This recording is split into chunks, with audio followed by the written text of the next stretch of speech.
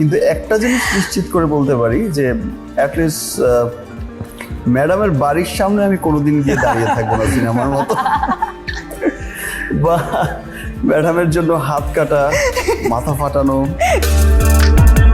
অপু বিশ্বাসকে প্রায় বলতে শোনা যায় শাকিব খান নাকি অপু বিশ্বাসের কলেজের সামনে এসে দাঁড়িয়ে থাকতো। তারপরে কলেজে গিয়ে দাঁড়িয়ে থাকতো শাকিব খান? হ্যাঁ, বগুড়ায় আমার কলেজের সামনে গিয়ে গাড়ি থেকে একটা ঈদের গিফট দিয়েছিল। ভাবা যায় একটা দেশের মেগা স্টার একটা কলেজ পড়ুয়া মেয়ের জন্য তার কলেজের সামনে দাঁড়িয়ে থাকবে।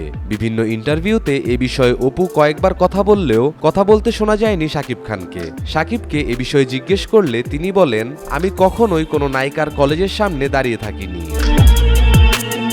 কিন্তু একটা জিনিস নিশ্চিত করে বলতে পারি যে অ্যাটলিস্ট ম্যাডামের বাড়ির সামনে আমি কোনোদিন গিয়ে দাঁড়িয়ে থাকবো না সিনেমার মতো, বা ম্যাডামের জন্য হাত কাটা, মাথা ফাটানো, গান গাওয়া, তারপর স্যাড দুঃখের গান গেয়ে গিয়ে ঢাকা শহর ঘুরে বেড়ানো, ওসব বাস্তবে কোনোদিনই করবো না, এইটুকু নিশ্চিত করে বলতে পারি।